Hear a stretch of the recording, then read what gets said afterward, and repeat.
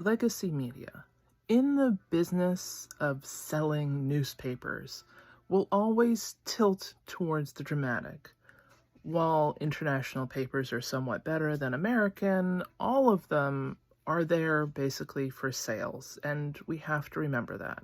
There have been reports that Trudeau was caught on a hot mic telling a group of businessmen the annexing of Canada, the threat by Trump, is a real thing.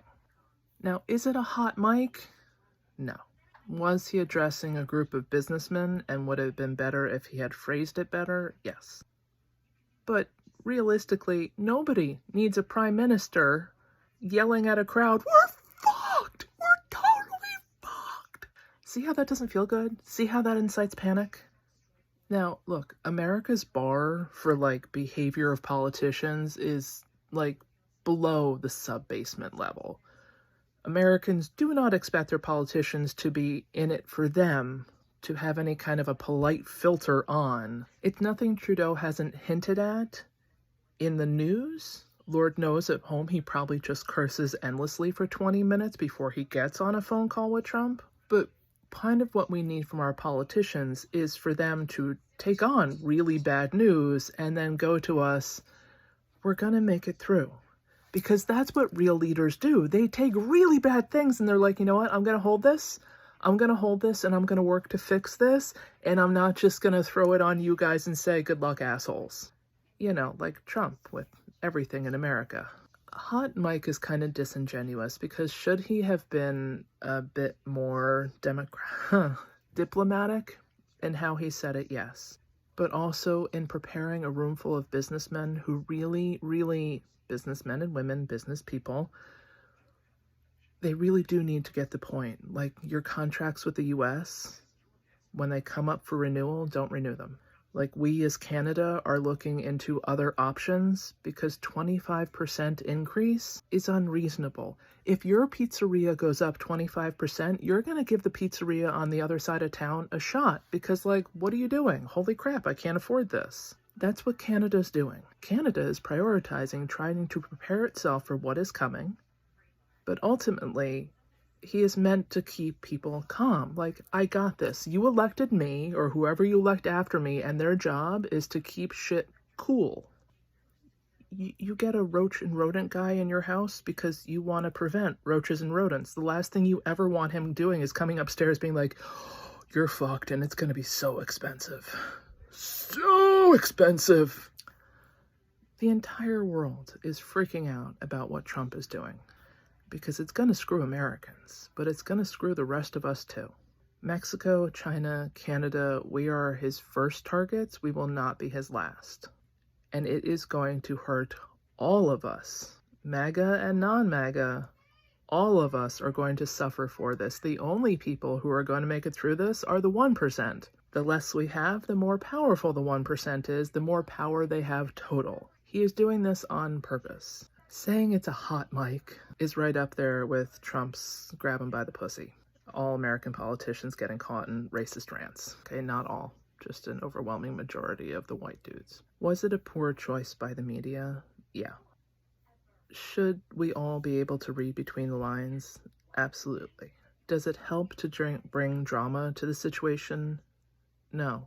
Be excited that countries like Canada, Mexico, China have already started to work to circumvent this at least a little. Because the last thing we want to do is panic an entire population. There are reasonable and rational ways to tell people to prepare.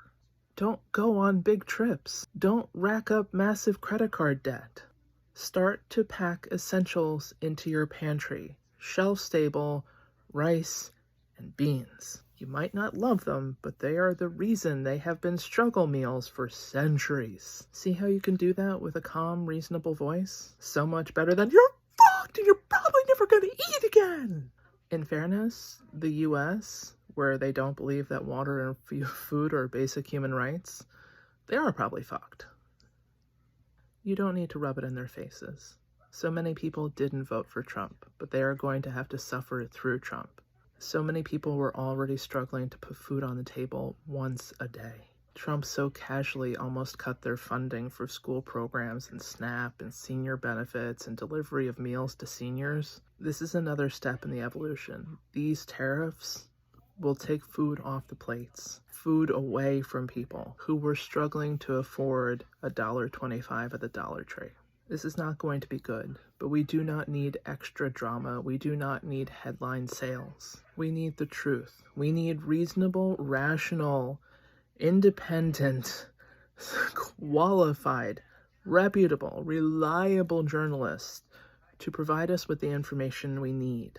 We do not need attention-grabbing headlines. If you've been listening to Trudeau and you weren't aware that we were in trouble, maybe the hot mic thing kind of shook you up a little, but I put up an article the other day on my Patreon, which you don't need to read, but it was like, this time around, this election, politicians everywhere, we need you not to lie.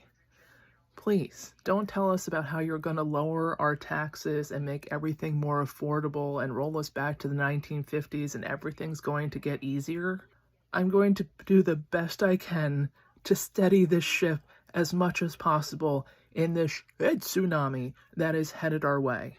I will lie to you no more than 80% of the time when I am in office. That's a campaign promise you guys could actually keep to us. All the other bullshit, I'm gonna fund the VA, everybody's going to be equal, women will get paid more, or whatever other bullshit they spout. You know, so many people hated Trudeau until the last 3 weeks, and now a lot of people don't seem like they're so eager to take Trudeau's place.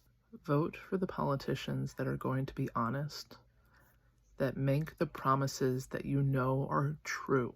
They cannot, in what is going to come, promise you things that are just absolutely not deliverable, given what Trump has even hinted at coming. We have to stop voting for the politicians we'd want to have a beer with. Aw, she's a mom just like me. Pretty much all politicians are 1%ers. They're not like you. Pick the ones who are going to screw you the least and who are lying to you the least right now. There are a lot of people who stand up and say things that sound great. Trump did that. And then Trump got in office. And the entire world is going to suffer for at least a decade, and anybody who says less is lying to you. The next decade is going to suck. We are on week 3 of suckage. If we keep voting for politicians who keep lying to us, of course they are only going to screw us once they get into office. Stop picking the popular people. Start picking the people who understand what suffering looks like and are willing to suffer along with you. Not the people who'd aspire to be Trump light, just a little bit smaller in a better suit and a slightly larger vocabulary. Canada, you know who I'm talking about. The US is a really fucking cautionary tale, because if you think Trump is bad, wait until you elect Trump light in Canada. You can make your shit so much worse because he's promising you lower fucking taxes, which is just not possible. Maybe 4 years ago it was. Right now, seriously, just trying to keep this ship somewhat stable in the shit tsunami is the best any politician can actually promise you. Anything else is a bold-faced lie and needs to be recognized as such and not voted for. We, in all countries, have to stop voting for fascists. We, in all countries, have to stop making popular votes because they're cute. Aw, I'd look good in her pantsuit too. Even if the politician's skin tone doesn't match yours, even if that politician might further equity and equality for others, it will only benefit you in the end. The next few years, your votes need to be about survival. Unfortunately, America made some really poor choices, and we are all stuck in it together. Please, for the love of God, vote wisely. Don't vote to give more power to Trump. Can you imagine if the new PM of Canada decides to make friends with Trump? We're in this together, buddy. There is no being friends with Trump. Trump is in it for Trump, and occasionally a 1%er, depending on how much they bribe him. He will never be on any side but his, and anybody who tells you they can sway him can't. The most important thing in the next few years is truth. The people who seek to twist it, the people who seek to make it dramatic. We don't need that. We don't. We need people who will be honest with us. And yeah, sometimes we need politicians who smooth it over a little so it doesn't incite full-blown panic. We are all so close to the edge as it is right now, but please, please, in every country, use your votes wisely. Do not vote in somebody who will make Trump's life better. Use America as the most cautionary freaking tale ever.